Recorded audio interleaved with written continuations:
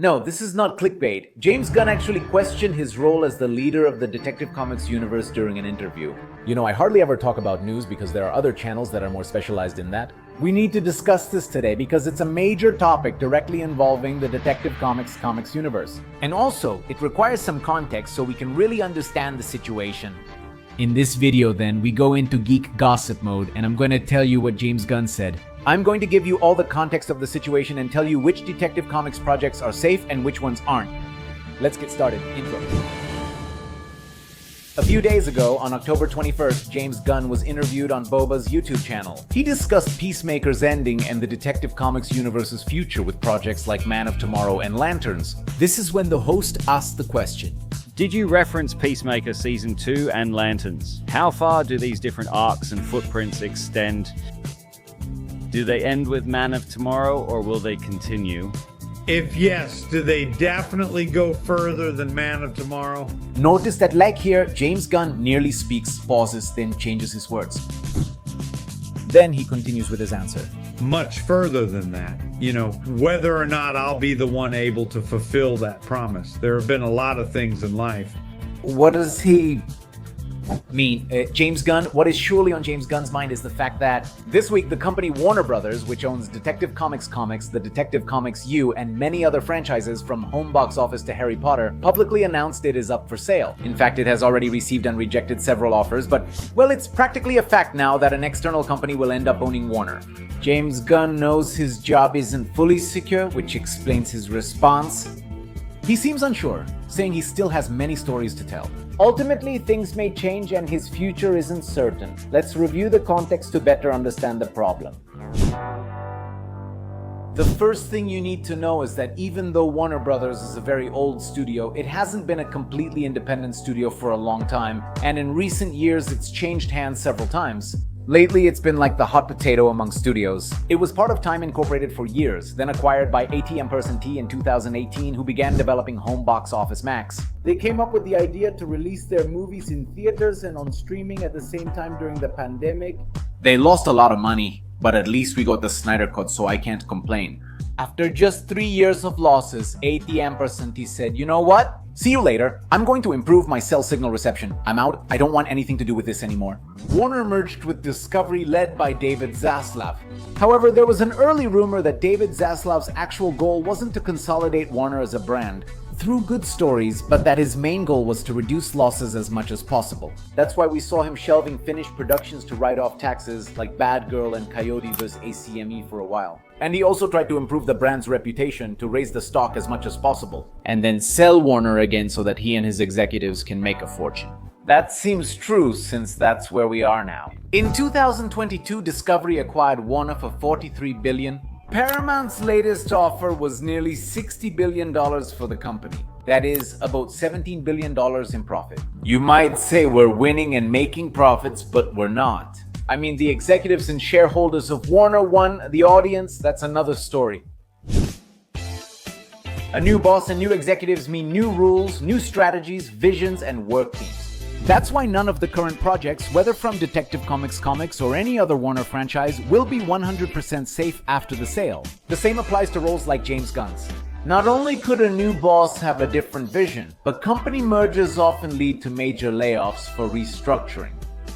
Even with the same leadership, things keep changing. Just remember how the Detective Comics universe was when James Gunn announced it in late 2022. To realize that not all the plans were carried out. Some projects left, others came in. Which Detective Comics movies and series risk cancellation due to Warner's sale? The projects that are pretty much safe are the Supergirl and Clayface movies and the Lanterns series. This is because each production is already filming or has finished filming. Canceling any of these projects would likely cost the new Warner owner more, so while they're not completely safe, they're close. Because, well, the Batgirl movie was already completely finished, and even so, when Discovery took over Warner, they decided to shelve the project so they could get a tax write-off.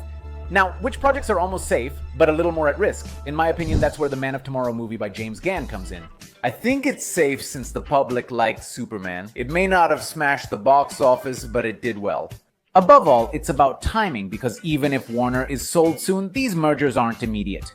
James Gunn said filming will start in April 2026. Does he have the cast yet? He just completed the 4th draft of the script. I don't think this will change. Now let's discuss the productions at risk and those we may have to say goodbye to. On the movie side, Batman, The Brave and the Bold, a Wonder Woman film, Swamp Thing by James Mangold, the Teen Titans movie, and a Bane and Deathstroke film are all at risk.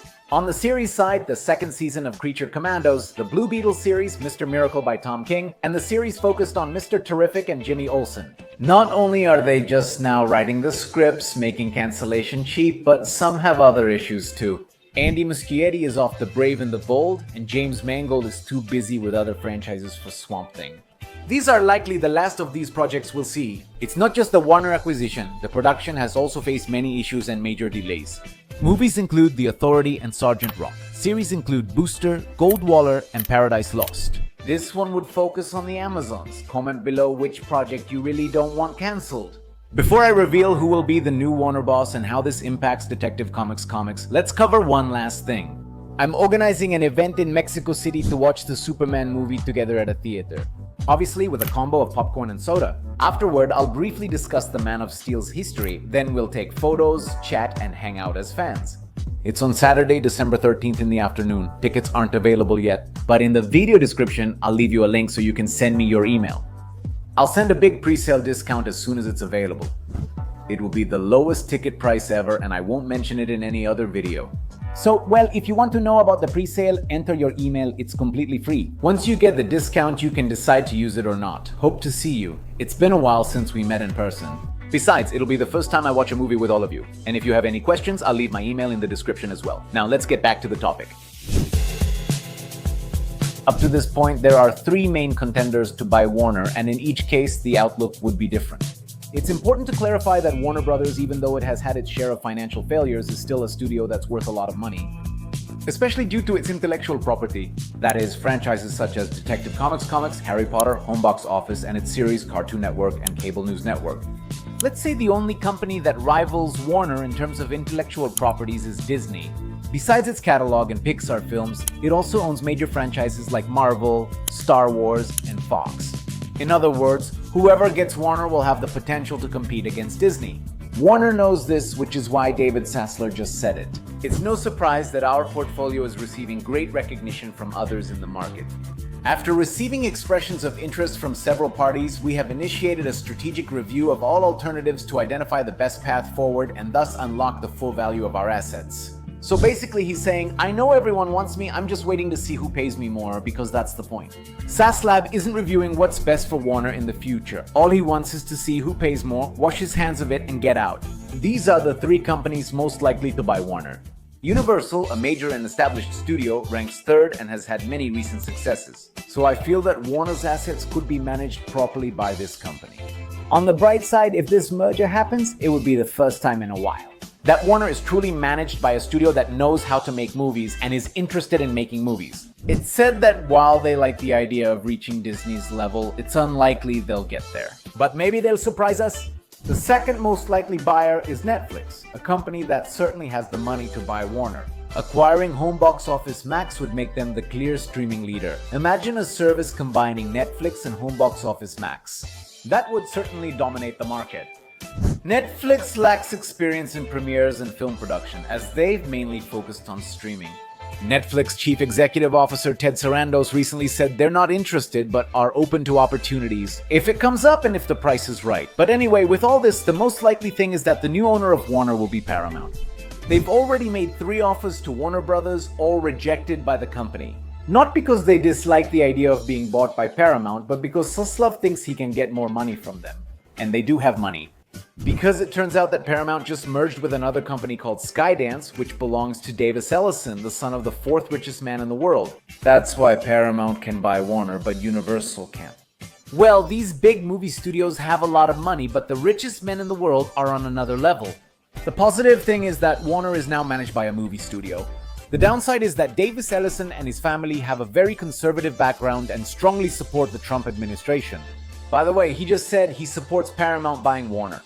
Did they fire Stephen Colbert for mocking Trump to get government approval for the Paramount Skydance merger?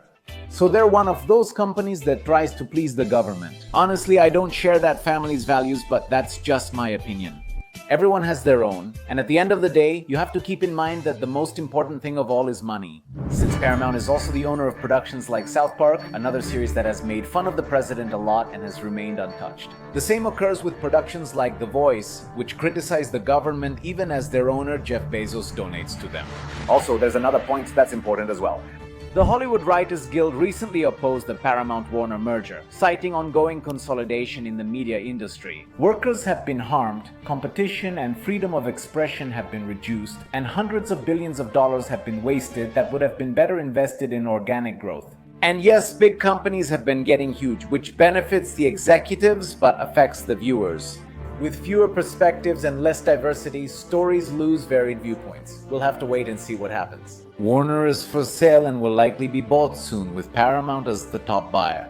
So we can expect the company when this purchase takes place. But that doesn't necessarily mean that James Gunn's universe won't move forward with him at the helm. It means a new group with different ideas will re-examine the numbers to decide what remains and what is removed. Maybe everything stays the same, or the universe continues without James Gunn, or maybe Gunn now answers to someone above him. Rather than using his current creative freedom, comment below what you want to see happen. Don't forget to register via the link in the video description. Take advantage of our biggest discount for the December Gathering pre-sale. Hope to see you there. That's all for today. Subscribe so you don't forget. I'm Go the Geek Monitor. Keep looking beyond the obvious.